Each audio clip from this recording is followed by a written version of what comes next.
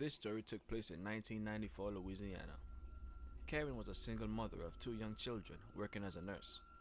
Going back a couple of years, she started developing strange symptoms, so she decided to visit the doctor. The symptoms started with a pain in her eyes, and she was dismissed and told that it was just sinuses. Karen visited multiple doctors before she visited her gynecologist for a checkup, and there she discovered that she had swollen lymph nodes. Suspecting that it was a virus, her gynecologist ran several tests, but when she got the results, it would change her life forever. The results came back, and not only was Karen pregnant, but she found out that she was also HIV positive. Janice worked as a hospital nurse, and possibly could have been infected by one of the patients, or she could have been infected by a previous lover. Karen's primary care physician, Dr. James, told his friends his theory on how Karen got infected.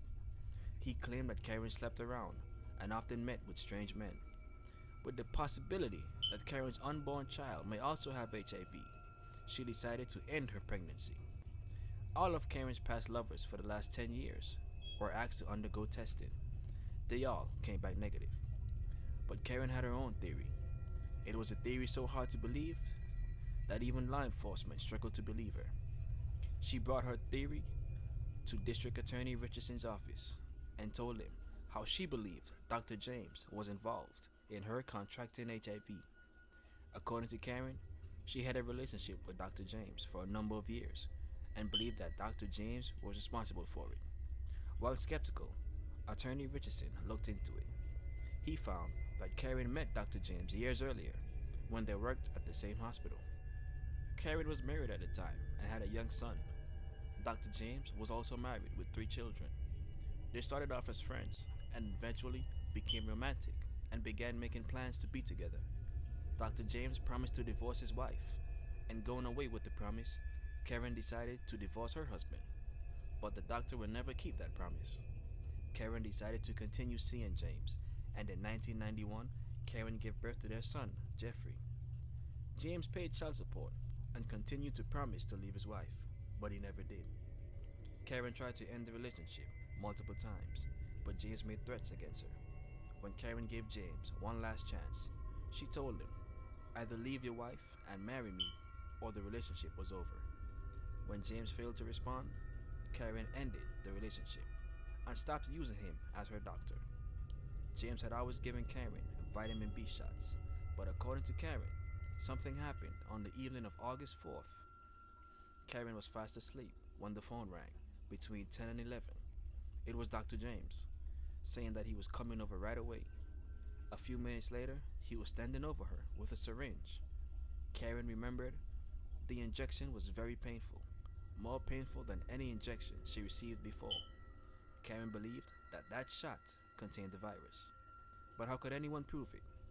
Karen had donated blood just a few months earlier. Records showed that blood donation was not HIV positive.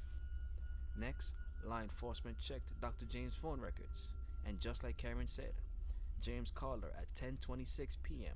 on August 4th. But that was not enough proof.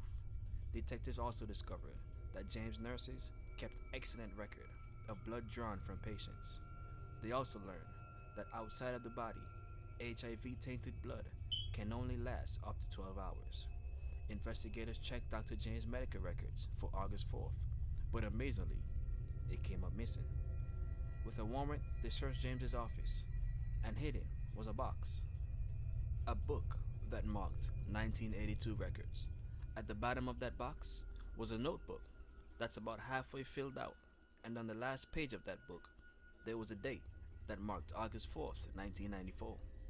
Next to nearly every name on that book that had blood drawn that day was a tracking number for the lab, all except one. Police went to visit this patient and asked him a simple but important question: "Are you HIV positive?" And the individual said, "HIV positive? I've got full-blown AIDS." This individual also said that he never had an appointment with James on the 4th of August. He claimed James called him in for a blood test. Detectives sent a sample from this individual and Karen to a genetic researcher, Stephen, to find a way to link the strain of HIV in the individual to the strain that's in Karen. Dr. Stephen looked at samples from 30 individuals infected with HIV, including Karen and the individual. He realized that 20 of the strains mutated in vastly different ways from one another. But in two of the samples, the viruses were nearly identical, and therefore he determined that they were closely related. Those samples belonged to Karen and the individual. In July of 1996, Dr. James was charged with attempted second-degree murder. He was convicted and sentenced to 50 years hard labor.